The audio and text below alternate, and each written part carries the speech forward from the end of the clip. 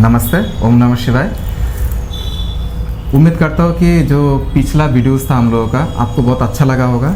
आज भी हम लोग एक विशेष विषय पर बात करने वाले हैं, वो है हठ योग। और जब हम हठ योग का बात करते हैं तो हमारे दिमाग में जो आता है वो है आसन, क्योंकि आजकल लोग आसन करते हैं और लोगों को लगता है कि हमने कुछ हठ योग कर लिया, और बहुत सारा आसन ट्विस्टिंग, बेंडिंग, एडवांस लेवल के कुछ कर लिए, तो हमें लगता है कि हम बहुत बड़े योगी हो गए या फिर हठ योग प्रैक्टिस हम लोग कर लिया, हठ योग में सिद्ध हो गए, जबकि ऐसा नहीं है। तो हठ योग पे जानेंगे, इस बारे में थोड़ा बात करेंगे कि एक्चुअली हठ योग होता क्या है। क्या हठ योग सिर्फ आसन ही है या फिर और भी कुछ है? हठ योग साधना है और वो सिर्फ आसन नहीं है, तो वो क्या है उसके बारे में थोड़ा गुरुजी से जानेंगे। तो गुरुजी थोड़ा हठ योग पे प्रकाश डालिए, थोड़ा मार्गदर्शन कीजिए।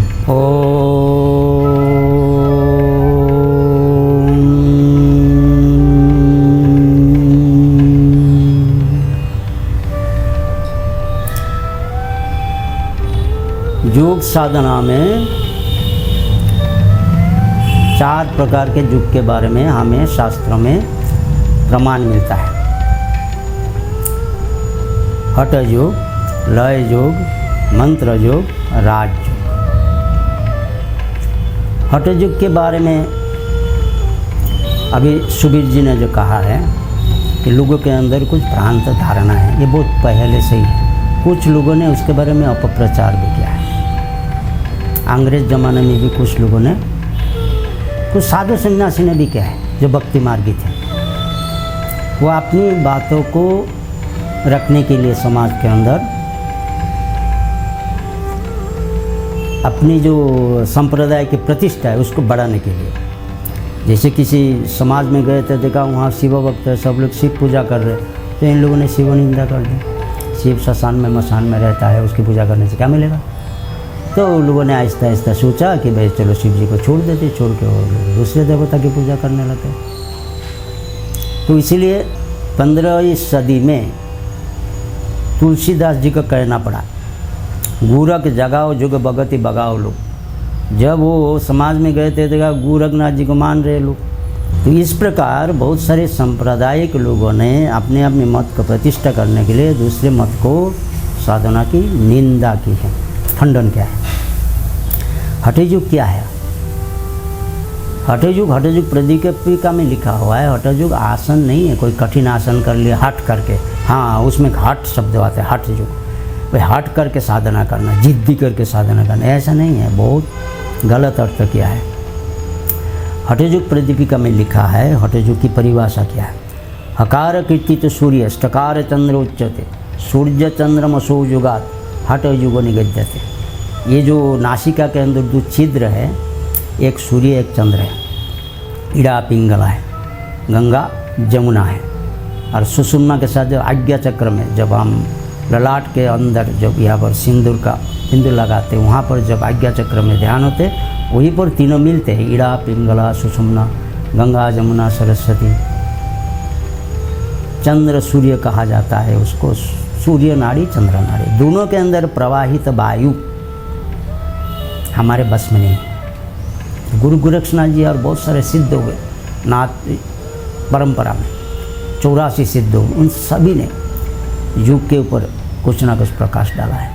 लेकिन सबसे ज़्यादा गुरु गोरक्षनाथ का अवदान है, मच्छंद्रनाथ का है, आदिनाथ जी का है, और भी जैसे चरपटनाथ जी का है।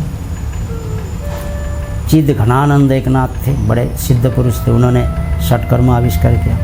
इसी प्रकार जालंधर नाथ, भर्तृहरि, कुपीचांद, सबका अवदान है।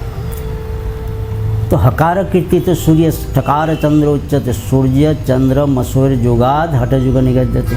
उसका अर्थ क्या है? जो नासिका के अंदर प्रवाहित वायु, जो प्राण वायु, वो हमारे वश में नहीं है। प्राणायाम साधना के द्वारा उसको बस में लाना, यही हठ योग साधना। अर्थात हठ योग साधना का अर्थ होता है प्राणायाम साधना। यही इसका शास्त्रगत और प्रमाणगत और अनुभव तीनों मिला करके हम बोल रहे हैं कि आप किसी भी विद्वान से पूछ लो, हठ योग प्रदीपिका पढ़ लो, तो उसमें आपको मिलेगा ये प्राणायाम साधना को ही हठ योग कहा गया। अब प्राणायाम कितने प्रकार है, वो 8 प्रकार बताया गया। आजकल तो और बहुत हो गया, ना जाने कितने कितने प्रकार का प्राणायाम हो गया। उज्जाई, भस्त्रिका, शीतली, शीतकारी, प्लावनी, मूर्छा, केवली, अनुलोम विलोम और इस प्रकार कुंभक प्राणायाम, ऐसे बहुत प्रकार का प्राणायाम है। वो करने से क्या होता है, देखो प्राणायाम इसलिए किया जाता है क्योंकि जितनी साधना है दुनिया के अंदर, जितने संप्रदाय आज तक आए हैं, चाहे भक्ति मार्गी हो, चाहे ज्ञान मार्गी हो, चाहे कोई भी मार्गी, चाहे कर्मकांडी हो, चाहे वो सूफी हो, इन सभी ने एक चीज़ को ध्यान में रखा, वो है इस संसार का मूल कारण क्या है। संसार में जो हम हैं, मूल है मन। मन एव मनुष्यानाम कारणम बंध मोक्षयो। ये मन ही मनुष्य को बंधन और मोक्ष में डालता है। मन के कारण ही हम यहाँ हैं, मन के कारण ही अनुभव है, मन के कारण कोई हिमालय में जाकर तपस्या करता। ये मन ही मनुष्य को अर्थोपार्जन में लगाता है, ये मन ही मनुष्य को राजनीति कराता है, मन ही संसार भोग में डालता है और मन ही संसार से हटाता है। इस मन को जो वश में कर लिया, उसी का काम हो गया। तो मन को वश में कैसे करो? मन वश में नहीं है तो ध्यान नहीं कर सकते, मन वश में नहीं है तो कुछ भी काम नहीं कर सकते। मन जिसका चंचल है कुछ नहीं कर सकता, अस्थिर होगा। और मन जिसका स्थिर है उसकी बुद्धि भी स्थिर होगी, उसकी बुद्धि जो है ना तीक्ष्ण हो जाएगी, उसको बुद्धिमान कहा जाए। बुद्धिमान लोग शांत होते हैं, बुद्धिमान लोग दिमाग से काम लेते हैं। दिमाग क्या होता है? या मन बुद्धि को ही दिमाग कहा जाता है। तो मन को कंट्रोल करो। मन को कंट्रोल करने के लिए मैंने उस दिन बताया कि मन एक पगला घोड़ा है, इसको मैं बार बार बोलूँगा। उसने शराब पिया है। वो शराब क्या है? कामना वासना, सब कुछ मेरा चाहिए, मैं दुनिया के अंदर बड़ा धनी बनूंगा, मेरा सारा पावर मेरे पास होना चाहिए। यही तो पागलपन हो रहा है ना दुनिया में। लेकिन उसको पता है वो भी नहीं रहेगा इस दुनिया में, शरीर ही नित्य नहीं है, यहाँ कोई स्थायी चीज़ है नहीं, तो फिर किस